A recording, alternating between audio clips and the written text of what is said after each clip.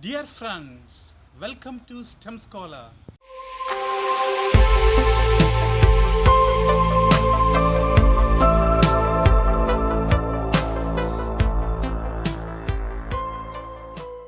For the rest of my life, I will reflect on light, what light is. For the rest of my life, I will reflect on light. This is a famous saying by a renowned scientist. He was a genius. He had many discoveries into his credit, but he could not move further in the branch of optics. He could not find out further. He could not move further in optics. So he was saying, for the rest of my life, I will reflect on light. So here we are reflecting. Our branch is the reflection. Suppose we have some rubber balls in our hand and we are throwing these rubber balls on a smooth wall. What will happen to these rubber balls once we are throwing these on smooth walls? It will bounce back, is it? The bouncing back of light rays are occurring certain times. This is also occurring in the case of light rays. So when light is striking on a smooth surface, it will bounce back. This phenomenon that we are dealing today is known as reflection. Let us deal with reflection of light today. Reflection. What is reflection? Suppose light is falling on a surface. It is polished on one side. It is AB, surface is AB. It is not a transparent. Suppose a ray is falling on the surface. This particular ray is known as incident ray. When the incident ray hits on the surface, it gets bounced back. It is bouncing back. So the bouncing back ray is known as reflected ray. Reflected ray. In between, we are drawing a normal. So normal is a line perpendicular to this particular surface, particular to the reflecting surface. So we have incident ray, the bounced back ray, that is reflected ray. See, now we have to formulate the laws of reflection. What are the laws of reflection? See, this is the first law. The incident ray, normal, and the reflected ray all are lying in the same plane. Same plane. Same plane. The incident ray, the normal, and the reflected ray all are lying in the same plane. That is the first law. And what is the second law? This particular angle is angle of incidence. That is the angle between normal and incident ray is angle of incidence. Now this angle, the angle between normal and reflected ray is angle of reflection. These two angles are equal. Angle of reflection equal to angle of incidence. These are laws of reflection. Now these laws of reflection are applicable to plane surfaces. This is a plane surface. And it is also applicable to some curved surfaces also. What are the curved surfaces? See, we are taking a curve. Some curved surfaces are lenses. Some curved surfaces are mirrors. Take the case of some curved mirror surfaces. See, we are taking a curved surface like this. Here, these two instances we are taking into account. Here one instant, here second instant. Here the ray is curved outward. Here the surface is curved outward. It is outwardly curved or it is bulged out, just like the outer surface of a spoon. Okay, so what will happen? So this is the bulged out part. This particular mirror so is known as convex mirror. Convex mirror. So the rays are falling on bulged part. The rays are falling on the outwardly curved part. Now the second situation we are taking. Here the outward part is polished and the rays are falling in the inner surface. This is inwardly curved. The inwardly curved mirror, reflecting surface. The inwardly curved reflecting surface is known as concave mirror. Concave mirror. This is concave mirror. So we have two mirrors. One is curved outward, that is convex mirror. This is curved inward, this is concave mirror. For example of concave mirror is the inner part of a spoon, steel spoon is concave mirror. See, now we are taking some situations. For example, this particular point, why do you say these are spherical mirrors? Why it is known as a spherical mirror? Because this is the first curved part, this is the second curved part. These curved parts are part of a sphere. This is the first curved part, this is the second curved part. Both are part of a sphere.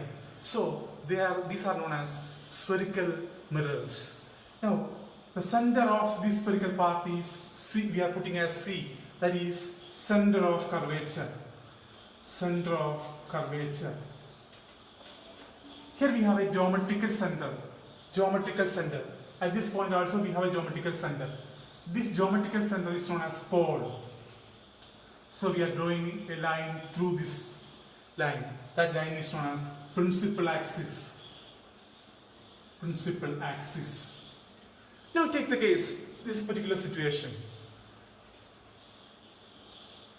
A concave mirror is taken. It is inwardly curved. Here we have a pole. Here we have a center of curvature. A line is passing through it. Now we are taking some rays, light rays. One light ray is taken like this. What is the specialty of this light ray? This light ray is parallel to the principal axis. What will happen to this ray? It suffers reflection. After reflection, what will happen to it? It will pass through a point on principal axis. Take one more ray close to the principal axis. That ray will also pass through. After reflection, it will pass through this particular point. So this particular point is known as principal focus. Principal focus. Principal focus. And this length, the distance between the pole and the principal focus is known as focal length. It is known as focal length. Now, we are taking another situation. The situation of a concave mirror, convex mirror. So it is outwardly curved. It is outwardly curved. Here we have a pole. Here, this is the part of the sphere. Sphere is towards that side. So center of curvature is here. We are imagining center of curvature here. Center of curvature is forming here, to that side. So a line is passing through it. That is principal axis.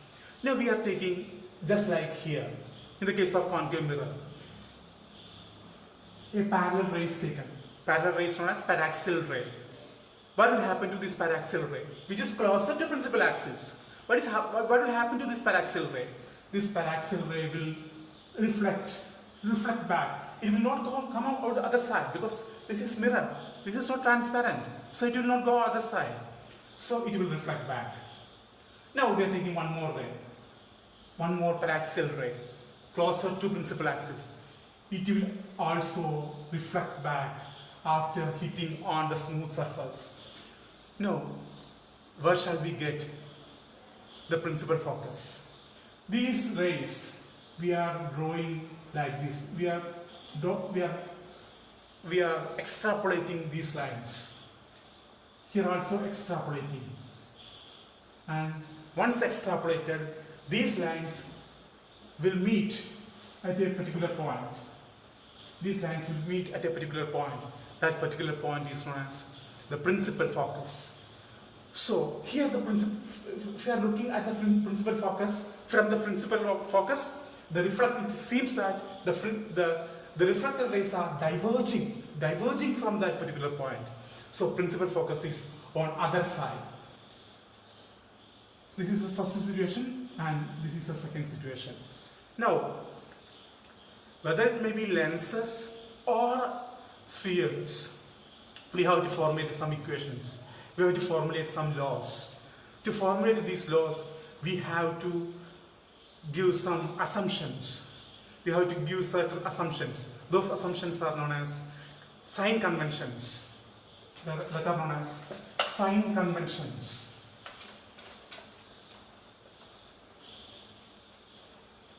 Sign conventions. Sign conventions.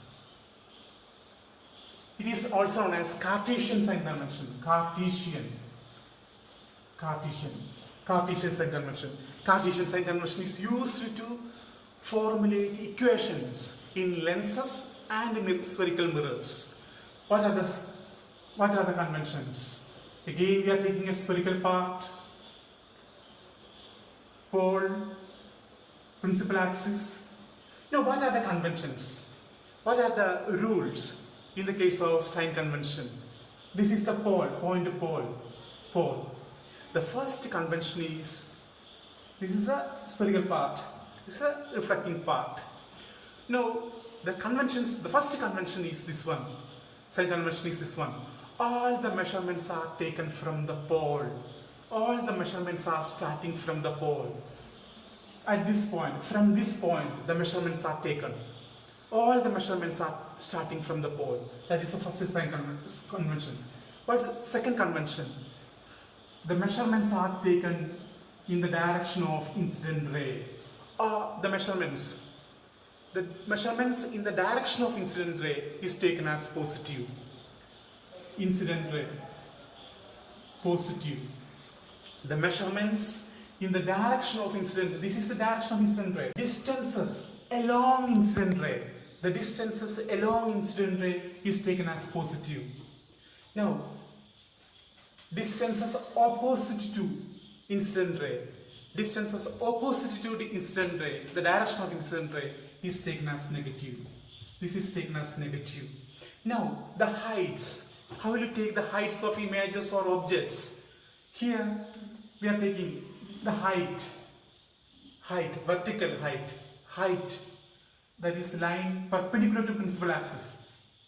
This is taken as positive. Upward height is taken as positive, and the downward height is taken as negative. This is taken as negative. So these are the sign conventions. So the first is all the measurements are taken from the pole. Second is the direction along incident ray is taken as positive. Opposite to incident ray is taken as negative. Upward heights are taken as positive. Downward heights are taken as negative. These are the sign conventions. This is also known as the Cartesian sign convention. Now, we have to take into account how the image formation is taken. How the image formation, the theory behind image formation. See, we are taking a curved path, a curved spherical mirror. Here we have center of curvature, here we have principal focus, here we have pole. Now, the first thing we are taken into account in the case of image formation is we are assuming a paraxial ray. What is the specialty of paraxial ray? Paraxial rays are parallel to the principal axis. We are taking a paraxial ray. We are taking this paraxial ray. What will happen to this paraxial ray after reflection? After reflection, this paraxial ray will pass through the principal focus. After reflection, this paraxial ray will pass through the principal focus. Paraxial rays are rays closer to principal axis. Now, one more ray we are taking. That ray will also pass through the principal focus. That is the case of paraxial ray. That is the first thing that we are taking into account. Second is, if a ray is passing through the center of curvature, if a ray is passing through the center of curvature, that ray will retrace through the same path. It will retrace through the same path. That is the second principle. Now again, if a ray is entering through the principal focus, what will happen to it? A ray is entering through the principal focus. It will align parallel to the principal axis.